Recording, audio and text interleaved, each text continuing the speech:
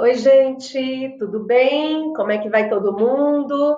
Agora já entrando, né, oficialmente nessa nova rotina de estudos que a gente vai ter aí pelos próximos dias, né? Mas é para um bem maior. Vamos acreditar que em breve nós estaremos juntos e misturados novamente, tá bom? E hoje nós daremos continuidade aos nossos estudos sobre romantismo, mas agora com uma pegada diferente. A partir de hoje, a gente trabalha a prosa romântica. Se vocês observaram aí nos últimos encontros, aulas, vídeos, a gente estava falando da poesia. Agora é a prosa do romantismo, tá? Um momento também muito importante dentro do cenário literário brasileiro. E é importante que você entenda que poesia e prosa têm aí os mesmos pilares, digamos assim, né? Voltados à subjetividade, aos sentimentos, às emoções, porém teremos particularidades para cada uma dessas manifestações. Eu espero, ó, de coração, que em relação à poesia não haja mais nenhuma dúvida. Só que agora a gente começa a falar da prosa romântica. E aí eu preciso apenas lembrá-los de que, dentro dessa prosa romântica, vocês terão vários materiais relacionados aos slides que eu vou usar hoje, estudo dirigido, momento no Hangout, enfim, a gente vai falar muito sobre essa prosa e tudo vai estar disponível lá no Classroom para vocês, beleza? Então vamos começar pensando o seguinte: falar em romantismo, tanto na poesia quanto na prosa, é focar aí, é voltar à classe burguesa. Lá na Europa, o romantismo surge condicionado a essa classe e aqui no Brasil não será diferente. Nós teremos uma produção voltada a um novo público, né? Um público brasileiro, de uma nação que acabou de se tornar independente, que agora começa a ter novas raízes, novas culturas, novas tradições. Então, a prosa romântica, bem como o romantismo como um todo, muito relacionado aí a esse novo público, a essa nova sociedade. Tudo bem? E como eu estava dizendo, dentro desse romantismo aí, nós teremos de nos atentar à prosa, se manifestando em especial no Brasil por meio do romance. Então, veja bem, existem vários tipos de textos em prosa, mas o tipo de texto em prosa que se destacou no Brasil foi o romance. E é preciso que você entenda que romance não é necessariamente romântico. Romance, ó, é uma estrutura narrativa. Isso precisa ficar muito claro, porque tem muita gente que pensa assim, ah, Miss, oh, é óbvio, se é romance, é romântico, e não é verdade. Nós já vimos isso. Romance e estrutura narrativa. E neste momento nós trabalharemos o romance enquanto estrutura e que é romântico enquanto tema, enquanto escola literária do século XIX. Então, romance romântico. E nós vamos trabalhar algumas particularidades desse romance romântico.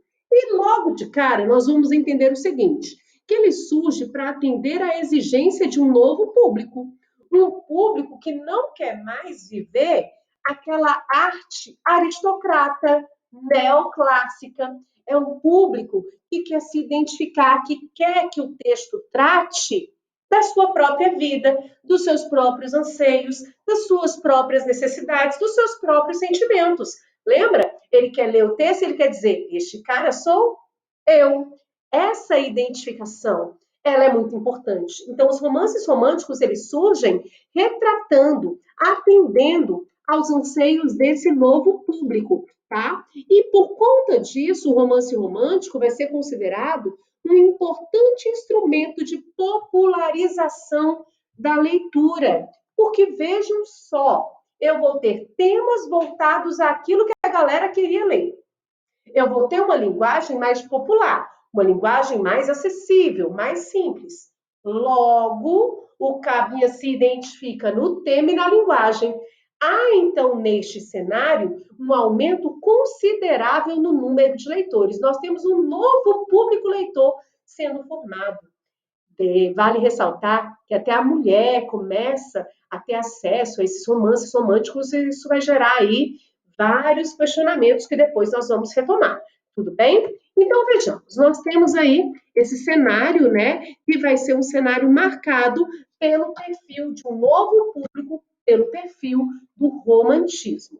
E aí, dentro desse cenário, meninos, nós vamos pensar no seguinte: da onde o romantismo brasileiro recebeu influências?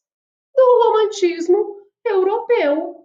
Só que tem uma coisa: o romantismo europeu está voltado aos anseios, às necessidades, aos desejos dos europeus.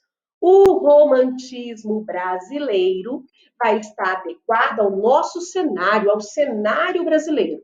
É claro, com perfil idealizado? Sim. Com perfil subjetivo, sentimental? Sim. Mas adequado ao Brasil, ao cenário, aos anseios do Brasil.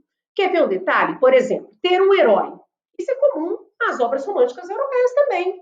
É uma herança medieval. Porém, no Brasil, quem é o herói? O índio. Então, há a adequação dos temas tratados dentro dos romances românticos ao cenário brasileiro. Por isso que o romantismo vai estar aí logo focado no Rio de Janeiro, que à época era um dos maiores centros urbanos, era onde estava, em geral, os jovens que tinham tido contato com os textos europeus e tudo mais.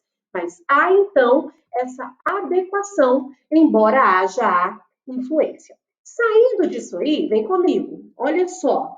Como é que o romance romântico se manifestou no Brasil? Por meio dos folhetins. Nós já conversamos a respeito disso.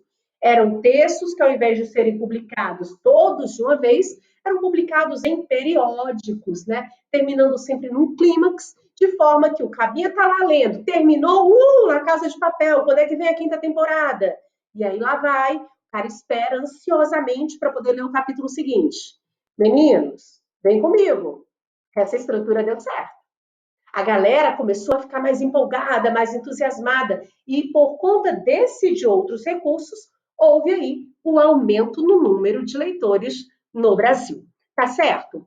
E aí, como eu já disse, além das características gerais, né, do romantismo, há algumas marcas peculiares aos romances românticos. Dentre elas, o costume, prioritariamente desse novo público, que é a burguesia, os valores culturais, as festas, os anseios, os relacionamentos idealizados, tudo que era marcante dessa burguesia, a questão do bem e do mal, sabe aquele mocinho e o bandido? Isso aí é uma proposta que tem lá início nos romances românticos.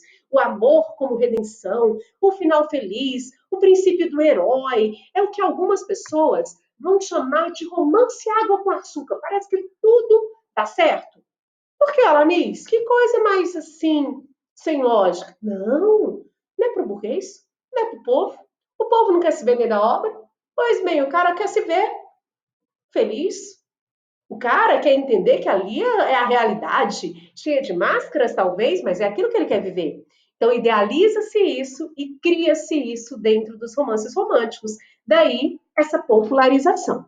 Tudo bem? Então, nós temos essas propostas que vão marcar essas produções. E a primeira delas no Brasil é a obra A Moreninha. Gente, tem de ler Romancinho Água com Açúcar, coisa linda de se ver. Tudo bonitinho, tudo dando certo, e foram felizes para sempre. Há os empecilhos, mas há o reencontro, tudo conforme era pregado pelos burgueses. Então, a Moreninha corresponde muito bem a esse perfil dos romances românticos brasileiros, tá? Vale a pena dar uma lida, esse trechinho tá aí, depois para você visualizar o que nós conversamos. E eu quero concluir hoje dizendo: a obra que você tem de quase estar finalizando a leitura e que está na matriz do Paz é a obra Úrsula. Obra Úrsula, cronologicamente e didaticamente, é um romance romântico. Então, várias dessas propostas que conversamos aqui hoje são perceptíveis lá no texto. E você precisa ler o texto retomando e entendendo em quais critérios essa obra se aproxima dos ideais da prosa romântica. Mas eu vou dar um spoiler. Em vários momentos ela também se distancia. Ela vai ter uma pegada que não era comum às produções românticas. Mas isso a gente vê lá para frente, e você, enquanto leitor crítico e participativo, vai perceber isso. Tá certo? Nós retomaremos esse conteúdo lá no Hangout, aprofundaremos nos estudos. Fiquem tranquilos, mas estudem, já recapitulem, busquem no livro de vocês informações sobre o conteúdo. E eu estou à disposição no mural de sala de aula. Beijo. Tchau, tchau, a gente se vê.